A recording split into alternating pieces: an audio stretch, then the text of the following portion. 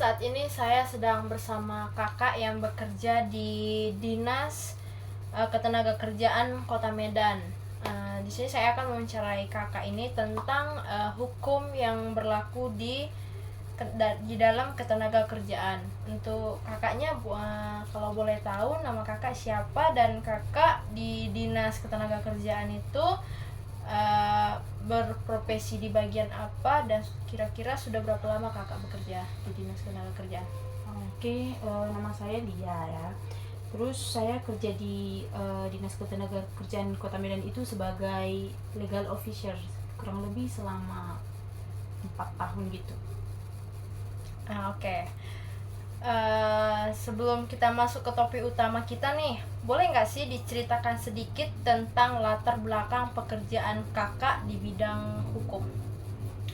Jadi sebagian besar pekerjaan saya itu berkaitan dengan penanganan perselisihan hubungan industrial ya, baik yang datang dari pekerja individu maupun serikat pekerja. Terus juga saya itu sering terlibat dalam proses mediasi dan memberikan pendampingan hukum kepada perusahaan lokal yang membutuhkan pemahaman lebih jelas terkait dengan regulasi ketenagakerjaan. Oke. Nah, di bidang hukum ini kan sangat luas nih. Apa sih yang membuat kakak sendiri tertarik untuk fokus pada isu-isu ketenagakerjaan tersebut? Oke, jadi awalnya saya bekerja di kantor hukum umum ya, tetapi terus kemudian saya ditempatkan di beberapa kasus terkait dengan tenaga kerja. Dan dari situ saya lihat nih bahwa persoalan ketenaga kerjaan di Medan itu baik di perusahaan manufaktur, retail maupun sektor layanan itu seringkali berlapis, mulai dari kontrak kerja, upah hingga penyelesaian PHK. Jadi saya merasa bidang ini lebih hidup karena dampaknya kan langsung dirasakan ke masyarakat nih. Terus ketika saya bergabung dengan LBH atau Lembaga Bantuan Hukum Medan, saya semakin tertarik nih karena banyak pekerja yang sebenarnya punya hak tetapi tidak tahu bagaimana memperjuangkannya. Dan dari situ saya memutuskan untuk benar-benar memperdalami pekerjaan saya di bidang hukum ketenagakerjaan.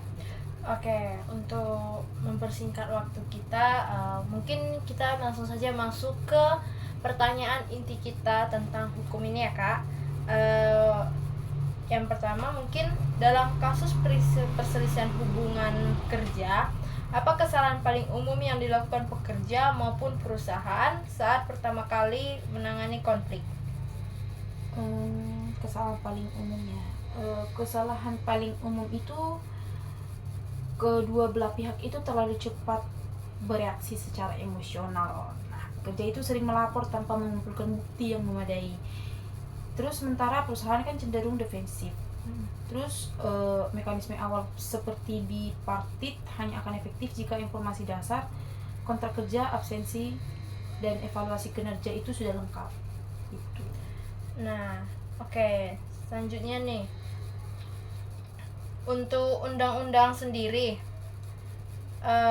undang-undang cipta kerja membawa banyak perubahan nih kan. Dari perspektif kakak, bagian mana yang paling sering memicu kebingungan di lapangan? Kebingungan di lapangan. Kebingungan terbesar itu muncul pada aturan PKWT dan pesangon. Banyak perusahaan belum memahami batasan durasi PKWT yang baru. Jadi itu memicu gugatan pengangkatan menjadi karyawan tetap. Perhitungan pesangon pasca revisi juga sering disalahartikan gitu. Oke, banyak nih pekerja yang merasa takut melapor karena khawatir kehilangan pekerjaan nih kan. Bagaimana Kak Lia sendiri melihat dilema ini? Apakah hukum kita cukup melindungi? Secara hukum ya perlindungan ada, seperti larangan balas dendam perusahaan. Namun dalam praktiknya kan rasa takut tetap kuat ya. Yang dibutuhkan bukan hanya regulasi tapi juga edukasi pekerja tentang haknya, serta perusahaan yang menerapkan budaya kerja yang sehat gitu. Oke, pertanyaan terakhir nih kak.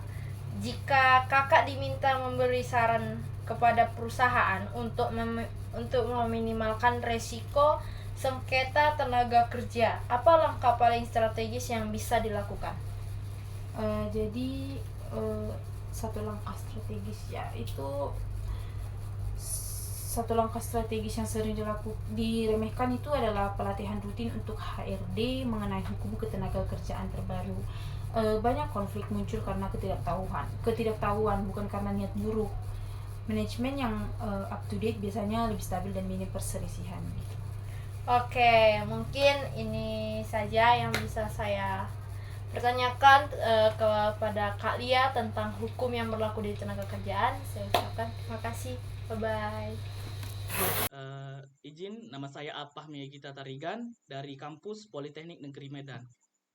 Izin mewawancarai Abang tentang kuliah di bidang hukum, Bang.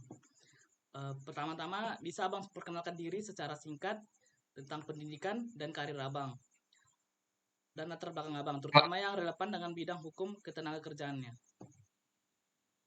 Baik, selamat malam. Nama saya Muhammad Saputra Alamsyah Tarigan. Saya lulusan Sarjana Hukum di Universitas UMA. Saat ini sedang bekerja di bidang hukum. Oke. Udah berapa lama Abang fokus ngerjain kasus-kasus atau masalah buruh sama perusahaan? Kenapa sih Abang tertarik di bidang hukum ini? Padahal kan kayaknya ribet, Bang, atau susah gitu, Bang. Kalau fokus total sih udah sekitar 2 tahunan ya. Ribet memang. Apalagi aturannya sering ganti kayak sekarang ini.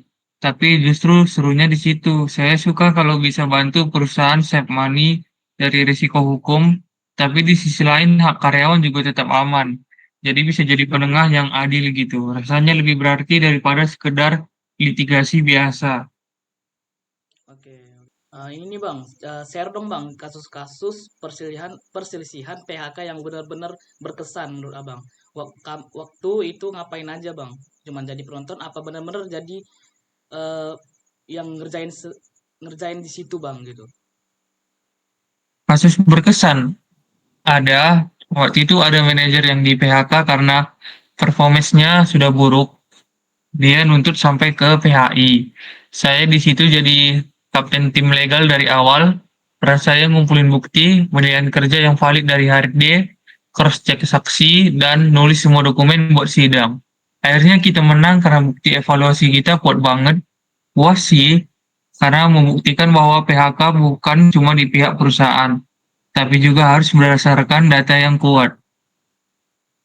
Oke Bang, ini mungkin itu saja dari pertanyaan saya. Mungkin bisa dilanjutkan dari teman saya. Oke Bang. 1, 2, 3. Oke Bang Putra, selanjutnya akan dilanjutkan oleh saya. Sebelumnya perkenalkan, nama saya Salmula Rizka Alfani, teman sekelas Aksal di Politeknik Negeri Medan. Untuk pertanyaan berikutnya ya, gini, kita sering banget dengar soal UU Cipta Kerja yang baru nih. Gimana cara Bang mastiin peraturan perusahaan atau PP atau perjanjian kerja yang ada itu nggak nabrak sama aturan-aturan baru itu? Apa yang paling dicek? Paling utama sih, saya langsung audit ulang klausul PHK dan kompensasi. Banyak tuh hitungan pesangon yang berubah setelah UU Cipta Kerja. Terus, saya juga cek aturan jam kerja lembur biar nggak kena sanksi. Pokoknya, setiap ada PP atau permen baru keluar, saya langsung compare ke PP perusahaan. Kalau ada yang bertentangan, langsung revisi dan sosialisasi biar aman. Oke, yang terakhir nih, sering banget kan kalau urusan PHK nih bawaannya emosi banget, bisa sampai marah-marah nih. Gimana cara biar nggak ikut ke bawah emosi gitu, terus biar komunikasinya tetap enak antar dua belah pihak? Ada tipsnya nggak Bang? Tips dari saya sih, jangan pernah terbawa drama. Selalu fokus ke data sama pasal. Saya selalu bilang ke pihak yang berdebat, kita ini di sini ngomongin hak dan kewajiban sesuai undang-undang, bukan perasaan pribadi. Jadi, saya selalu menggunakan regulasi sebagai pagar dan jembatan. Selain itu, saya memastikan suara kedua pihak didengar, jadi mereka merasa dihargai walau keputusan akhirnya sesuai dengan hukum. Baik, oke. Terima kasih Bang. Sepertinya sudah cukup dari kami juga untuk sesi wawancaranya. Sekali lagi sebelum tutup, Baik, terima kasih ya Bang. yuk.